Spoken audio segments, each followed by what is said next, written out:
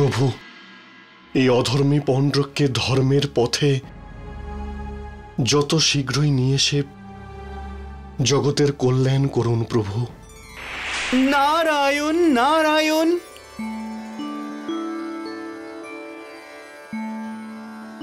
প্রণাম দেবর্ষি। প্রসন্ন হও সুদামা। একটা প্রশ্ন করার জন্য এখানে এসেছি আমি। আপনিও কি সেই ভ্রমেই রয়েছেন যে পৌণ্ড্রকের মতন অধার্মিক নিজের ভুলটা বুঝতে পারবে? হে দেবর্ষি, প্রভু শ্রীকৃষ্ণ যদি ঠিক করে থাকেন তাহলে কার মধ্যে এত শক্তি রয়েছে যে প্রভুকে বাধা দিতে পারে? নারায়ণ নারায়ণ। সুদামা, আপনি তো এই জগৎ সংসারকে অনেকটাই চিনে ফেলেছেন। বেশ ভালোই চেষ্টা করছেন প্রভু। মুরলির এই রূপ ধরে পণ্ডকের জন্য মুরলি বাজিয়ে যাচ্ছেন, আর ওখানে প্রত্যেক জায়গা থেকে গোপিনীরা ছুটে ওনার কাছে আসছেন। কি হচ্ছে ওনার সাথে এটা? আর বেচারি গোপিনীরা ভাবছে এই মুরলি পৌণ্ড্রক বাজাচ্ছেন। হে দেবর্ষি, প্রভু পৌণ্ড্রকের মনে সাধারণ মানুষের মতো ভক্তি আর প্রেমের সঞ্চার ঘটিয়ে তুলতে চান। হয়তো এটা হলেই উনি বদলাবেন। দেখাই যাক সুদামা, কতটা সফল হন আপনার এই মিত্র। ওই দেখুন,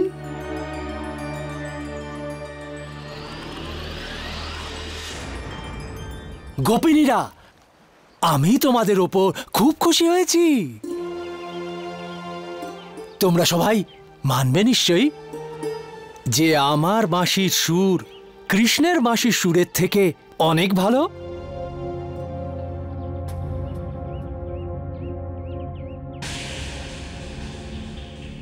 তোমরা উত্তর দিলে না। মানবে নিশ্চয়ই যে পৃথিবীতে আমার বাঁশির সুর সব থেকে মধুর। আপনার বাঁশির সুর মন্ত্রমুগ্ধ করে দেয় রাজন। কিন্তু আমরা শুনেছি যখন দ্বারকা অধিপতি বাঁশিতে সুর সৃষ্টি করেন তখন ত্রিলোক নেচে ওঠে। কি বললে তুমি? না রাজন, আপনি কৃষ্ণের চেয়ে ভালো বাঁশি বাজাতে পারেন না। আপনি কেন? এই সংসারে কৃষ্ণের চেয়ে ভালোবাসি কেউ বাজাতে পারে না। মহারাজ, এটা আপনি কি করছেন?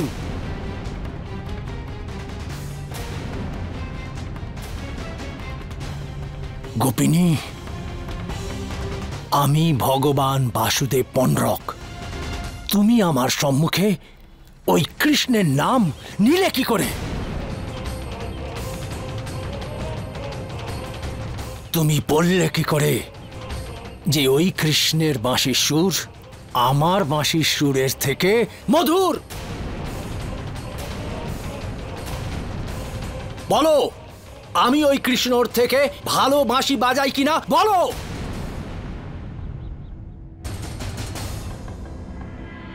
বলো, আমি ওই কৃষ্ণর থেকে ভালো বাঁশি বাজাই কিনা বলো।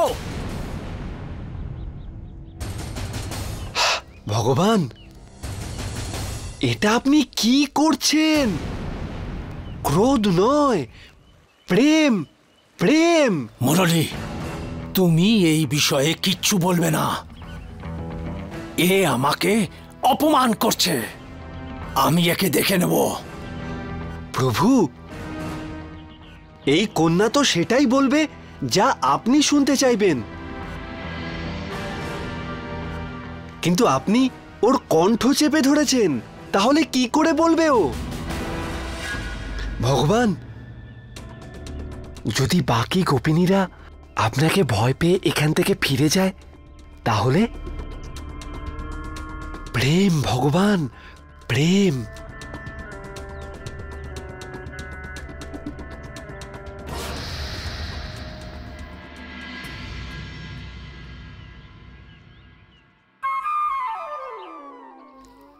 হে দেবীগণ,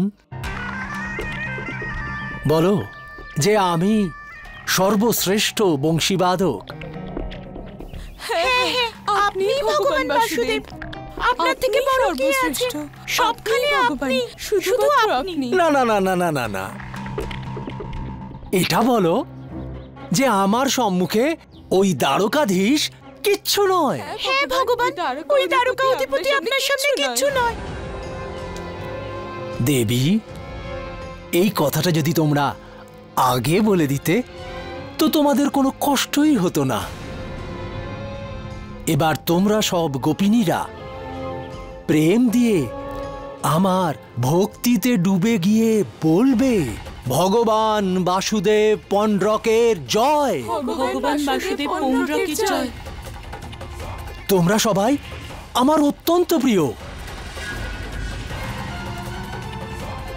কিন্তু কেউ এতটাও প্রিয় নও যে কেউ আমার সম্মুখে ওই কৃষ্ণের নাম নিয়ে তারপরেও জীবিত থেকে যাবে।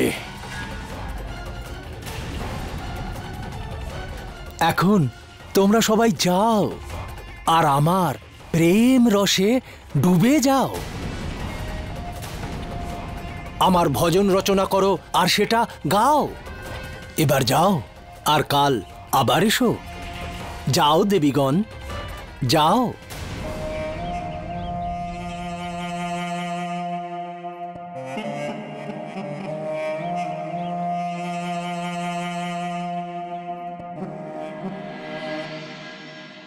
মুরলী, মুরলী, মুরলী, দেখলে তুমি? একে বলে শক্তি, ভগবানের শক্তি। আমি হলাম ভগবান বাসুদেব পণ্ড্রক।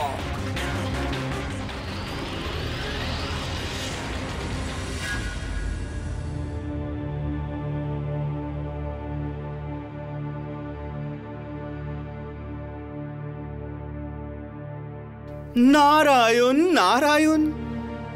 এবার বলুন সুদামা, শ্রীকৃষ্ণ এমন ভাবে সময় নষ্ট করছেন না তো কি করছেন?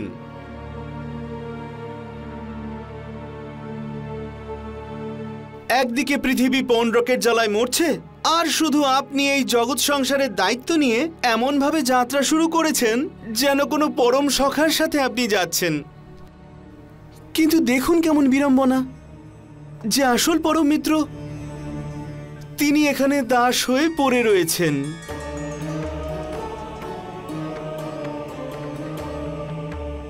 সুদামা, একজন মিত্রের জন্য এত কিছু? ওনাকে ত্যাগ করে আগে এগিয়ে চলুন। আপনাকে তো অন্যদেরও দেখতে হবে। দেবর্ষি, প্রভুর দৃষ্টি সবার উপরে থাকে। সবাই ওনার আপন, আর উনি সবারই চিন্তা করেন। নারায়ণ নারায়ণ। সুদামা, আপনি তো এখন নিজেকে সর্বদা সান্ত্বনাই তো দিয়ে চলেছেন। প্রভু তো এক অসফল কার্যের মধ্যে রয়েছেন।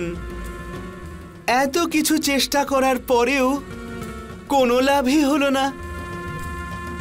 পণ্ড্রকের মনে কিন্তু আজও অহংকার মুছে যায়নি।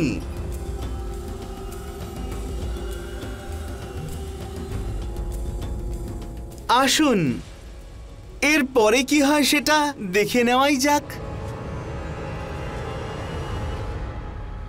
মুরলী, তুমি আমার সব থেকে বড় স্বপ্ন পূরণ করেছো। আমি তোমাকে এটার পুরস্কার অবশ্যই দেব।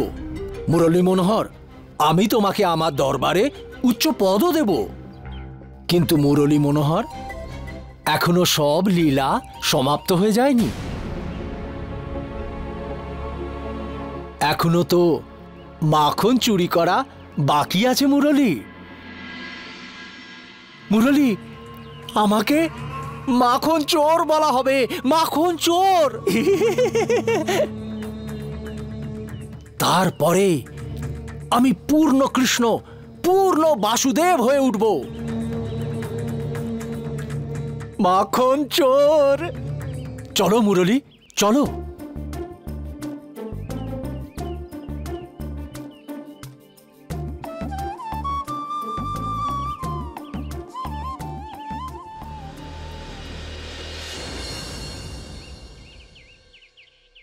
আসুন, আমার সাথে চলুন।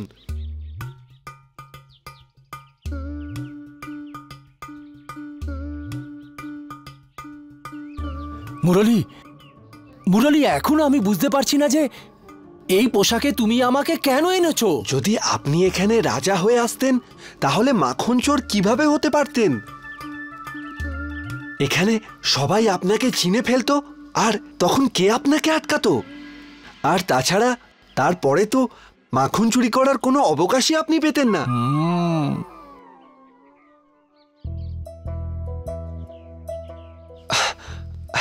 আসুন আমার সাথে।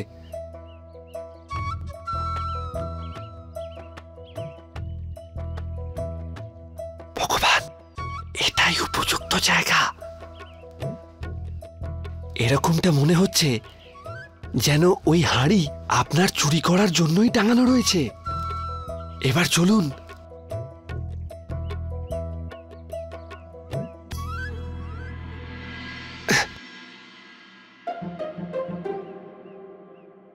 তাড়াতাড়ি আসুন। আরে আসুন না।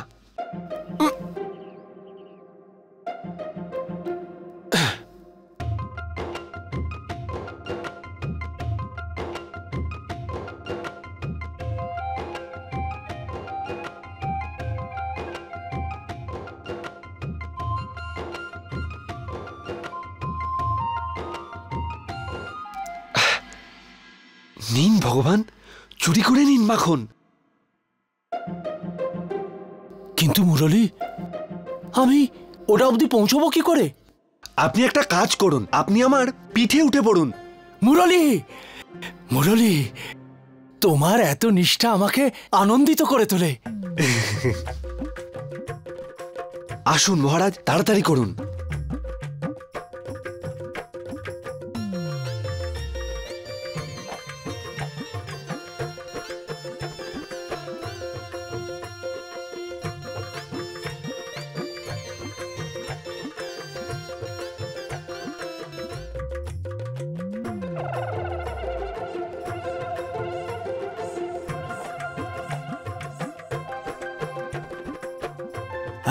বাহ বাহ মুরলী, বাহ! আমি মাখন চোর হয়ে গেছি মুরলী, আমি মাখন চোর।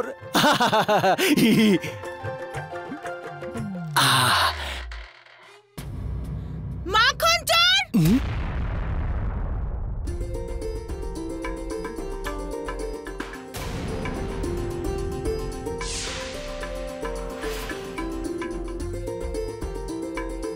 আবার বলো, বলো না, মাখন চোর, মাখন চোর।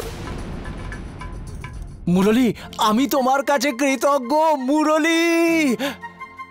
আরে, এ পাগল নাকি? কি করে সাহস হলো তোমার বাড়িতে ঢুকে মাখন চুরি করার?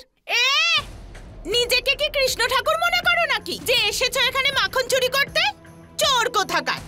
সমস্ত লোক যদি এইভাবে মাখন চুরি করে কৃষ্ণ ঠাকুর হয়ে যায় তাহলে আসল কৃষ্ণের দরকারই কি? তুই একটা সাধারণ চোর, একটা সাধারণ চোর, বুঝেছিস? কি বললে তুমি? সাধারণ চোর? আমি সাধারণ চোর? মূর্খ! এই দেখো, আমি ভগবান বাসুদেব পন্ডরক। এটা তোর সৌভাগ্য যে আমি ভগবান বাসুদেব পন্ডরক তোর বাড়িতে মাখন চুরি করতে ঢুকেছি। আর তার থেকেও বড় তোর দুর্ভাগ্য যে তুই ভগবানকে সাধারণ চোর বলেছিস। এবার ভোগ কর তোর এই দুঃসাহসের শাস্তি।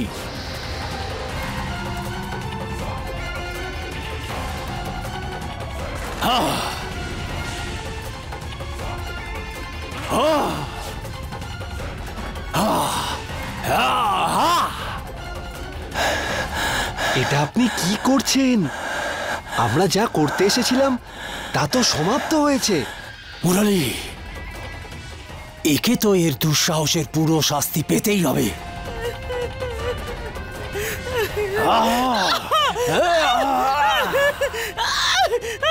ভগবান, একজন স্ত্রীকে অপমান করা উচিত নয়। আপনি হলেন ভগবান, ক্ষমা করা শিখুন। ভগবান যদি ক্ষমা না করেন তাহলে আর কে করবে? ভগবান তো বড় থেকে আরো বড় পাপও ক্ষমা করে দেয়। এটা তো ভীষণ সাধারণ কথা ছিল। মুরলী, যে আমাকে অপমান করবে তার বাঁচার অধিকার নেই। ক্ষমা করে দিন, ক্ষমা করে দিন, আমায় ক্ষমা করে দিন। ভগবান, ইনি আপনার কাছে ক্ষমা ভিক্ষা চাইছেন, তাই আপনারও এনাকে ক্ষমা করে দেওয়া উচিত, যাতে আপনার এই কর্ম চারিদিকে ছড়িয়ে পড়ে আর আপনাকে সবাই মহান, কৃপালু, দয়ালু ভগবান পন্ড্রিক বলে ডাকবে।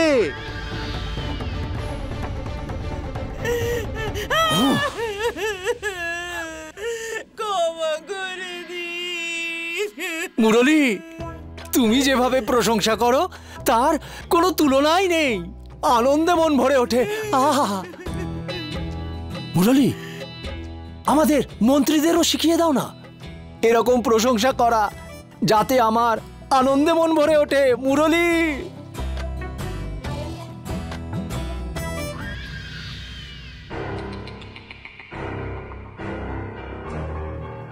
ক্ষমা করুন প্রভু।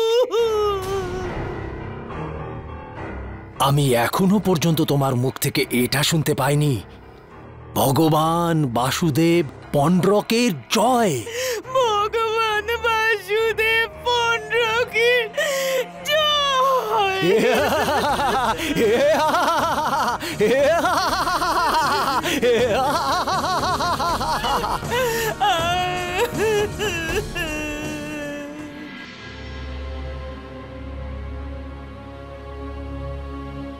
আমি তো বলেইছিলাম সুদামা, কিছু লোক আছে কখনোই বদলায় না। কেন বৃথা চেষ্টা করে যাচ্ছেন প্রভু? পৌণ্ড্রকের অহংকারই হলো ওর জীবন। যদি তাকে সমাপ্ত করতে হয় তাহলে ওনার জীবনকে সমাপ্ত করতে হবে, অন্যথা আর কোনো উপায় নেই। নারায়ণ নারায়ণ।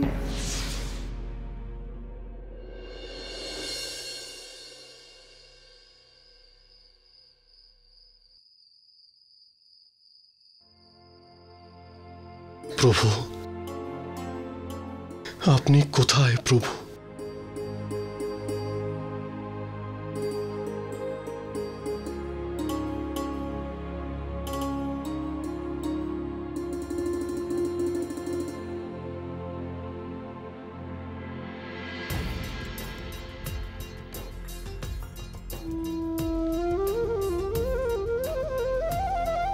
প্রভু,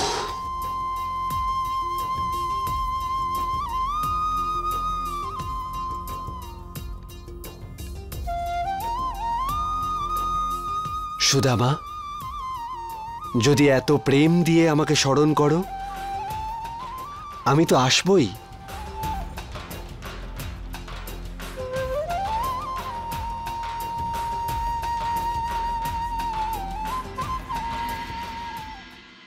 প্রভু, আপনি সবকিছু নিজের চোখে দেখার পরেও আপনার এটা কেন মনে হচ্ছে যে মহারাজ পৌণ্ড্রক পরিবর্তিত হতে পারে? এই জেদ আপনি কেন করছেন প্রভু? সুদামা, পন্ড্রিক আজ শুধুমাত্র একজন ব্যক্তি বিশেষই নন। পন্ড্রিক একটা ভাবনা, আর আমি ওই ভাবনাকে পরিবর্তনের চেষ্টা করছি। যদি আমি পরাজিত হই, সংসারে এটাই দৃষ্টান্ত হয়ে উঠবে যে ভুল করার পরে কাউকেই কখনো শুধরানো যায় না, তাকে শুধুমাত্র শাস্তি দিতে হয়। প্রভু, যদি পৌণ্ড্রক পরিবর্তিত না হয় তো? যদি কখনো বদলে যায়, অনেক সময় এসেছে যখন পন্ড্রিক নিজের ক্রোধকে ত্যাগ করেছেন আর তাঁর হৃদয়ে প্রেমের বাতাবরণ জেগেছে।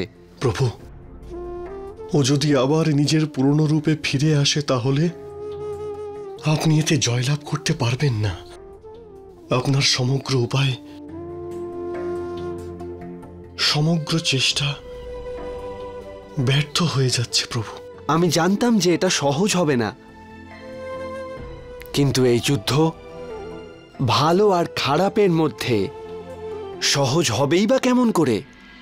আমি তো শুধুমাত্র এটুকুই চাইব যে তুমি ধৈর্য রাখো আর অপেক্ষা করো তা দেখার জন্য যা এই যুদ্ধে সময়, কর্ম আর ভাগ্য তোমাকে দেখাতে চলেছে।